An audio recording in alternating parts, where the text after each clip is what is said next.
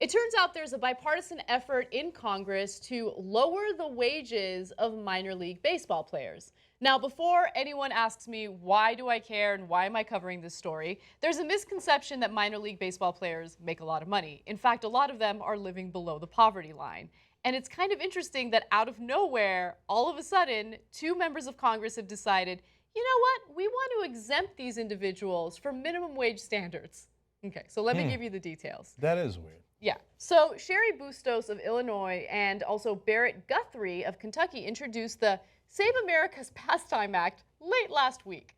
The bipartisan legislation, Bustos is a Democrat, Guthrie a Republican, proposes to amend the Fair Labor Standards Act and create a specific exemption for minor league baseball players who are not unionized, so they are explicitly not guaranteed the minimum wage and thus not allowed overtime pay. Okay. Oh. So, look, don't look at Major League Baseball and think like everyone who plays professional sports is making a killing. That's not the case. Players in low A ball start at $1,100 a month, while AAA players earn $2,150 per month. Okay. That's unbelievable. I know. So AAA is like you're very close to making it to the major leagues, right?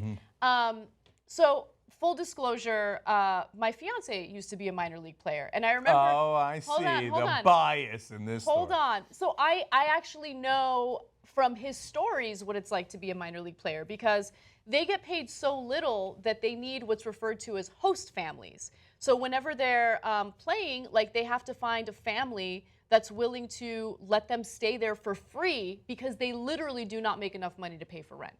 Okay. So now, the official excuse that these congressmen will use is, look, we need to be able to have these guys travel and not get overtime, not follow the regular rules that you would have at a job if you're at Burger King. And so we need to preserve this. Now, that's one alternative. The other alternative is Major League Baseball makes billions upon billions of dollars. They can afford to play their prospects, who are then, some of whom are going to rise up and make them a ton of money at just a little bit more. I mean, think about it. Yeah. They're paying them so little, they need an exemption to go below the minimum wage. That's right. So, but meanwhile, the league overall is making money hand over fist. That's right. So the way that minor league players get paid isn't by game attendance, right? What happens is these are called farm teams. So let's say the Tampa Bay Rays has a minor league division, and what they do is the money made from the major league games is used for the minor leaguers. And the reason why they do that is because that's how you recruit talent and that's how you keep your team fresh, right? And so, look, just to give you a sense of how little it would take to make sure that these individuals get paid a living wage, bumping every minor leaguer's pay by $5,000 would shake out to 5% of Justin Verlander's salary. Oh, I thought you were going to say 5% of the money they make in baseball. No. No, of just one guy's salary. One guy's salary. The MLB made $8 billion in revenue in 2013 alone. Now, it's actually shot up a little bit since then.